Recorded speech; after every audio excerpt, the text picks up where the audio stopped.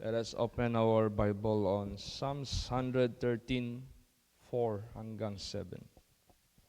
Praise the Lord. The Lord is high above all nations, and his glory above the heavens.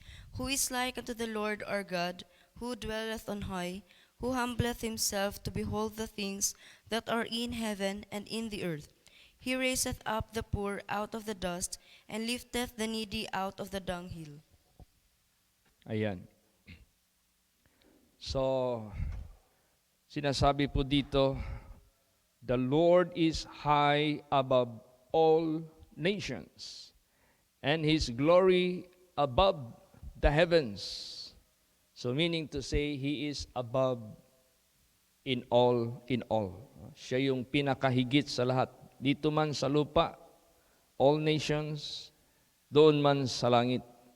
Who is like unto the Lord our God, who dwelleth on high, who humbleth himself to behold the things that are in heaven and in the earth. He raiseth up the poor out of the dust, and lifted the needy out of the dunghill. So, napakayaman ng Diyos. At ito po ay kanyang binabahagi ang kanyang kayamanan doon sa kanyang mga anak. Mapalad tayo dahil nakasapi tayo sa kategori na maging mga anak ng Diyos. Ang magiging anak ng Diyos hindi lang sa isang individual na tao. This privilege, as long as you are belong to mankind, you are subject to become His child. At dyan mo makikita, dyan mo malalaman kung ano ang meron na kanyang kayamanan na ipapagkaloob para sa iyo. Kaya napaka-importante na maging anak tayo ng Diyos. As the Bible says, as many as believed and received Him, to them gave He power to become the sons of God. Pag sinabing receive, tinanggap mo sa puso mo, para bang nagligaw ka ng babae, tinanggap ka ng babae. So ikaw, you welcome ka sa puso ng babae. So hanggang magkaasawa kayo, kaya nga lang walang forever dito sa sanglibutang ito. Pero sa Panginoon, iba. Pag tinanggap mo ang Panginoon, ilagay mo siya sa puso mo, siya yung pinahari sa buhay mo, then you will be forever with Him. Habang dito ka sa sanglibutang ito, God will be with you. Tapos ang buhay mo sa sanglibutang ito, that's the time you will realize what riches and glory and life eternal na hinanda ng Diyos para sa iyo. Kaya gaano kaimportante na tayo ay maging anak ng Diyos. So, sa kasaysayan ng buhay ng tao, dahil nga ang tao ay nagkasala, all have sinned and come short of the glory of God. Dahil sa kasalanan ng mga magulang natin na hindi lumuluwalhati sa naglalang sa kanila, nadamay ang lahat. Walang bagay na kinuha sa maruming dako. Pagkuha mo, malinis siya. Galing tayo lahat kay Adam at kay Eva. Sila yung unang tao. Narumihan sila. Tayo, galing doon, marumi din tayo. Kaya, ang hinahanap ng Diyos dito sa sanglibutang ito, sino yung ililip up niya? Alam mo yung dunghill? Alam mo yung out of the dust? The lowest level of state, no? Yung bang pinakamababang estado ng buhay ng tao, i-lift up ka niya. No? Itataas ka niya. Praise the Lord! Ngayon magsabi ka, hindi kasama si Henry C. dyan, mayaman yun. Hindi kasama si Lucio Tan dyan, mayaman yan. Hindi kasama yung mga nakatira dyan sa Ladislao. subdivision or village or nakatira dyan sa insular village o nakatira dyan sa maraming mga sa South Pacific, maniwala kayo sa hindi, sa mata ng Diyos, lahat like dust. Sa mata ng Diyos, lahat ay poor.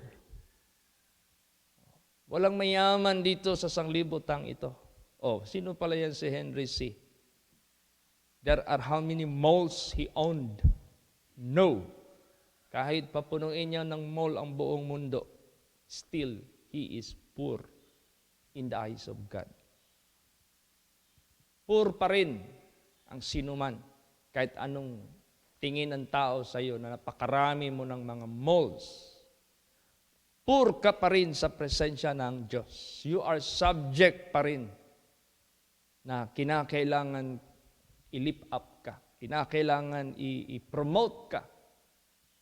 Kaya, sino ang ipopromote ng Diyos? Yan ang tanong. Praise the Lord. Promotion, ibig sabihin yan, from dunghill, from the dust, kunin ka, dalhin ka doon sa glory of the Lord. Kumbaga pa, ihalo ka niya doon kasama niya sa kanyang kaharian. Yan yung riches. Yan yung true riches. Yan yung tunay na kayamanan, tunay na mayaman ka. So, kanino niya ngayon ibibigay ang mga ito na makasama sa kanya? Basahin natin. Isaiah 57:15. Praise the Lord. For thus saith the high and lofty one that inhabiteth eternity, whose name is holy.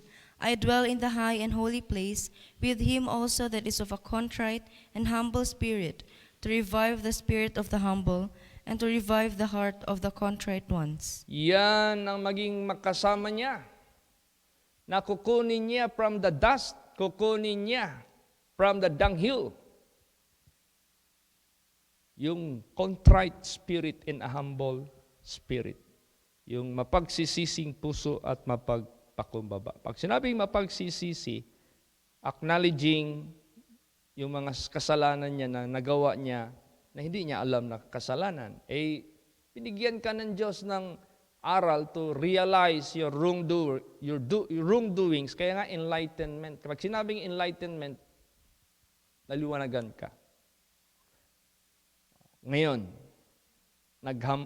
contrite, ibig sabihin, nagsisi ka, Lord, salamat po, Panginoon Diyos. Binuksan mo yung isip ko, binuksan mo yung understanding ko. Mali pala yung mga ginagawa ko. Kasalanan pala yung ginagawa ko. Mahahatulan pala ako sa kapahamakan pag ito'y pinagpatuloy ko. Salamat po, Panginoon. So, nag-acknowledge ka, contrite heart. Ngayon, sabi ng Diyos, sige, dahil nagsisi ka, papatawarin kita. Pero, hindi pwede, wala kang gagawin. Buhay ka pa Magpasakop ka sa aking katuwiran. Yun yung humble. Hindi yung humble na mag-bow down ka, o kaya maghalik ka kay Jesus, para kang si Lucifer. Yun na yung humble, hindi. Ang humble, yung mag-submit ka sa kanyang righteousness. Mag-submit ka sa kanyang holiness, mag-submit ka sa kanyang commandments, statutes. Yan yung humble.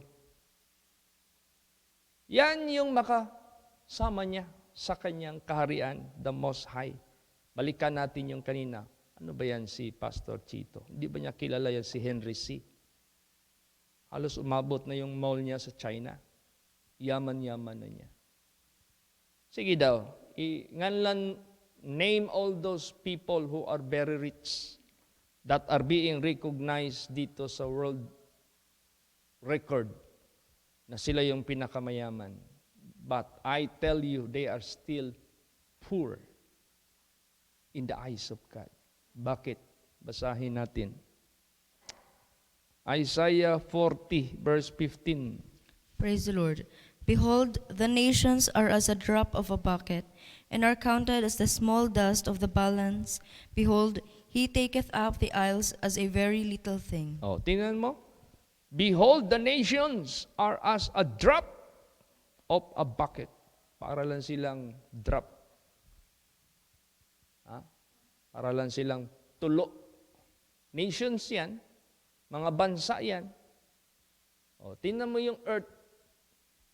Pag nilagay mo na yan sa outer space at nag-zoom out ka, makita mo na lahat yung mga kasamahan niya. Parang dust lang yung Earth. Ikaw pa kaya? Porsyon lang yung naangkin mo dito sa Earth.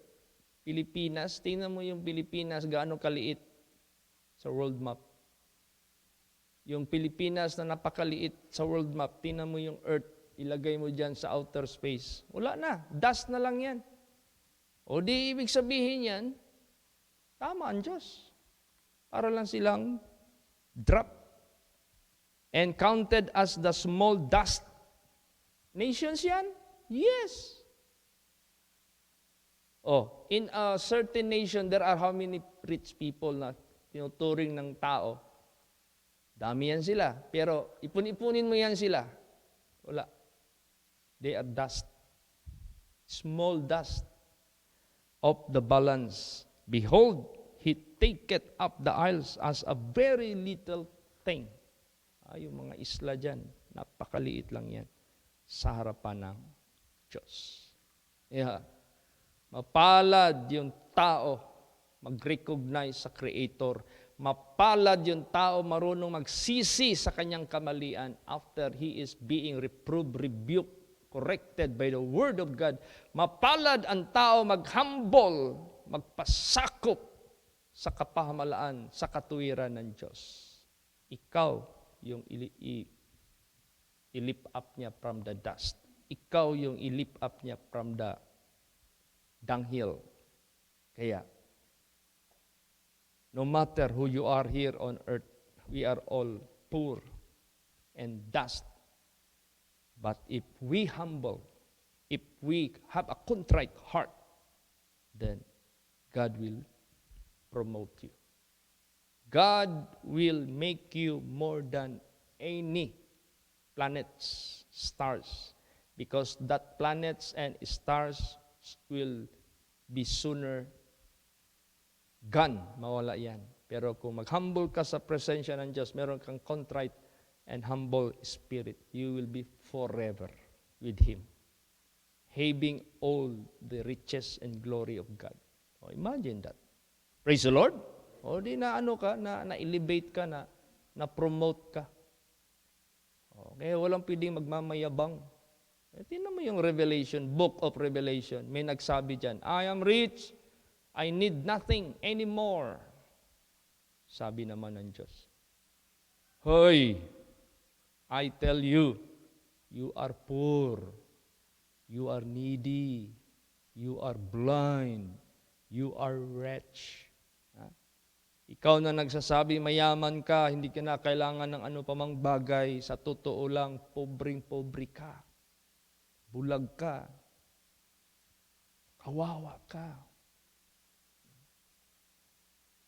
So, kung gusto mong yayaman, ito ang advice ko sa iyo. Bumili ka ng ginto na dalisay ng apoy. Buy of gold tried by fire, so that you will be rich. And buy a balm o gamot to anoint your eye that you may see. Ano yun? Ito na yung Word of God. Gamot ito para ma-enlighten tayo. Ano yung gold tried by fire? Tayo yun. Na wag matinag ang ating faith and obedience sa Diyos. Ano mang pagsubok, pagdating ng panahon, i-lift up ka ng Diyos. Praise the Lord! Sabihin mo, Pastor Chit, you are talking nonsense. Yung Bible napakatagal na yan, yung mga nations noon, pobreng-pobre pa. Hindi mo ba alam mga nations ngayon, mayaman na, super ano na sila ngayon, powerful? Sabihin mo pa gaano sila ka-powerful. Sabihin mo pa sila gaano sila ka-modern or high-tech. Wala pa rin yan. Basahin natin. Isaiah 40:17. Praise the Lord. All nations before him are as nothing, and they are counted to him less than nothing and vanity. Tingnan mo yan. Kahit pa mamumulaklak yung bansa nila ng mga malalaking buildings, 50 years wala na yan. Di ba? Kaya nga makita mo yung mga archaeologists. Ano yung trabaho ng mga archaeologists? Sila yung nagdidig ng mga deserto, ng mga areas.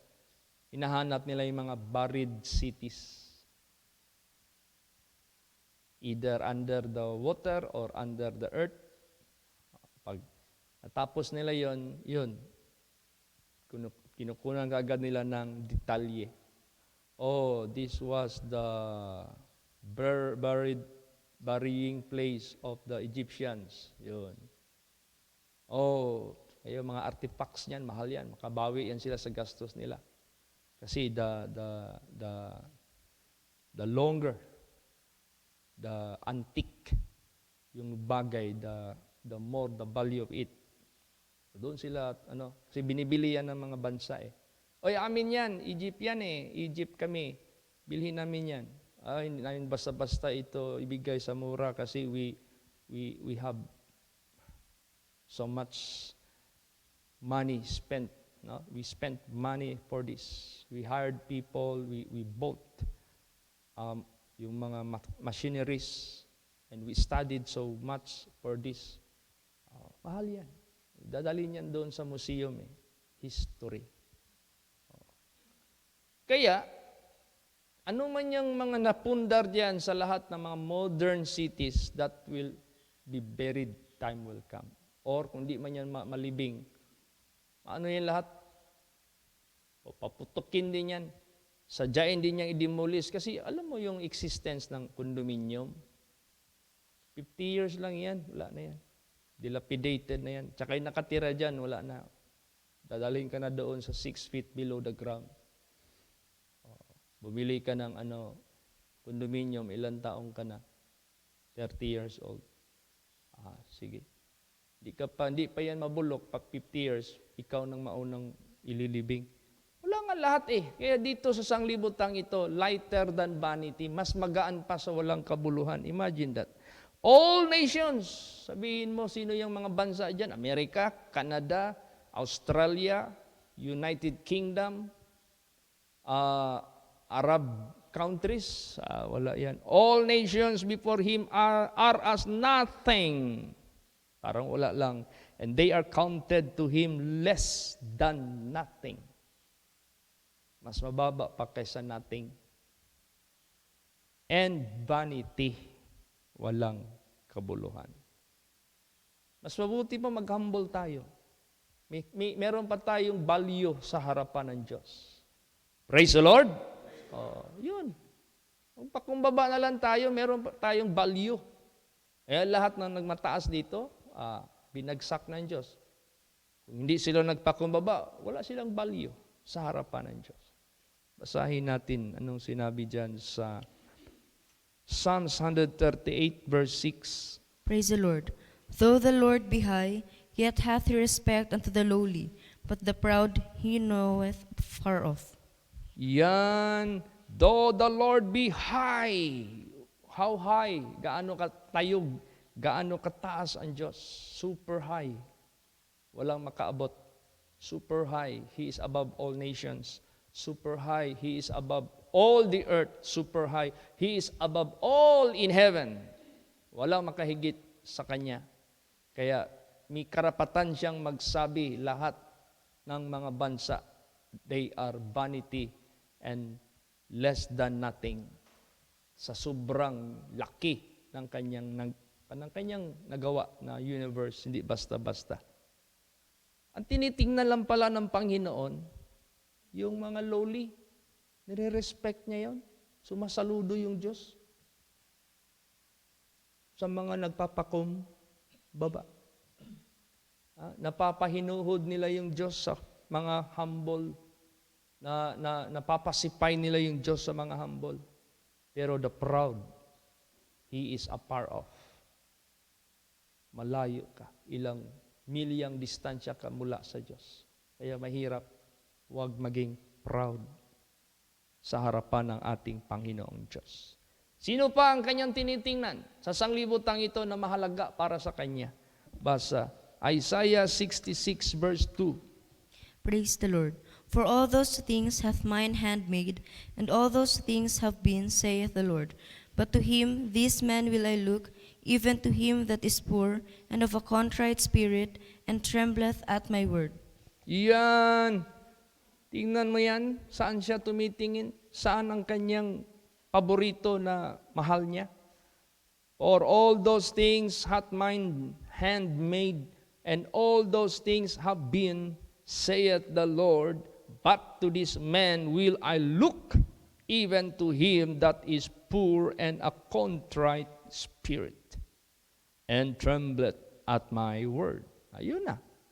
Meron kang pusong mapagsisisi dahil nasaway ka ng Diyos, na-enlighten ka, na-liwanagan ka, na-realize mo, mali palang gawa mo, so nagpakumbaba ka, contrite heart, humble.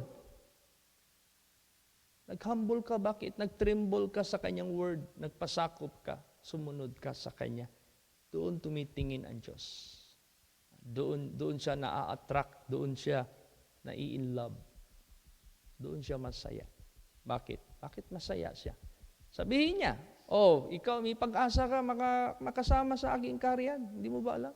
Don't you know? Among billions of people of the world, you are one of those that will inherit my kingdom. Don't you know what my kingdom is? Hindi mo ba alam ano ang kaharian ko? Masaya ang Diyos. Praise the Lord. Oh. Tingnan mo, nag-request si Sister Risa, kapatiran natin sa Canada, mother ni Brother RJ, na merong irarapol na mga pangalan. Sa buong Canada, only 10,000 ang bubunutin na bigyan ng privilege maging permanent resident. Nag-request siya na isa siya na mabunot. Kasi pag permanent resident na siya doon, kulang na lang yan para maging citizen siya. So yung privilege na pwede siya mag-work, pwede na. So mag-increase yung kanyang income. Makatulong na siya sa pamilya niya at makapaglingkod siya kay Jesus Christ. Yan lang na privilege, masayang-masaya na si Sister Risa. Ano pa kaya kung isa ka sa buong 7 billion na population sa mundo na makasama sa kaharian ng Diyos? Yun ang totoo na super and super blessing. Kaya, ganun ang isipin natin. Praise the Lord! Oh. Si Sister Risa, she did not neglect to serve God, but she would like to make better in serving God. That's good. Kasi hindi man siya nawala sa paglilingkod sa Panginoon. Ang wish niya, ang desire niya, paano siya makapaggawa more for the Lord. That's good. Praise the Lord! So, suportahan natin siya ng prayer. Kasi doon din yan papunta sa kaharian ng Diyos dahil gusto niyang maglingkod sa Panginoon. Sino pa ang kanyang tutulungan dito sa mundo? Basa, Psalms 138 verse 7. Praise the Lord. Though I walk in the midst of trouble, thou wilt revive me. Thou shalt stretch forth thine hand against the wrath of mine enemies, and thy right hand shall save me. Yan. Pag contrite heart ka, humble spirit ka, tutulungan ka ng Diyos sa mga kaaway mo na galit sa iyo. Si Taning. Bigyan ka niya ng deliverance. Basa pa. Psalms 34:18. The Lord is nigh unto them that are of a broken heart, and saveth such as be of a contrite spirit.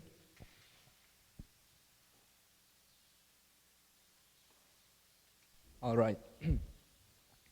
The Lord is nigh unto them that are of a broken heart, and saveth such as be of a contrite spirit. Huwag mong sabihin, ay maraming broken-hearted ngayon, bigo sa pag-ibig. Hindi yan. Ibang klaseng broken-hearted yan. Ang broken heart na gustong tingnan ng Diyos, yung pusong mapagsisisi.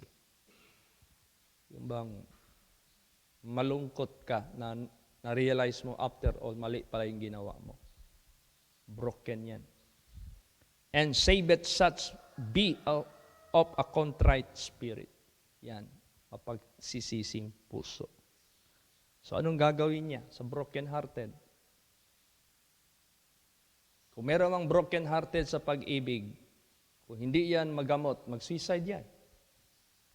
Naalala niyo yung kwento dito ni Brother Ching? Anak ng amo niya, nag-text lang doon sa kanyang boyfriend, sige, pag hindi ka bumalik dito sa Davao, maghanap na ako ng iba. Iwanan kita. Nag-suicide doon. Magbigti. Patay talaga. See? Broken-hearted. So, kailangan, ito namang broken heart sa Diyos, iba. Hindi ito bigo sa pag-ibig. Ito yung pusong malungkot na na-realize niya ang mali niya sa Word of God. Papagalingin niya ng Diyos. Praise the Lord. Basahin natin. Psalms 147 verse 3. Praise the Lord. He healeth the broken in heart, and bindeth up their wounds. Yan. He healeth the broken in heart, and bindeth up their wounds. Ibig sabihin yan, it doesn't matter what you have done in the eyes of God, great or small. If you repent, then God will forgive it.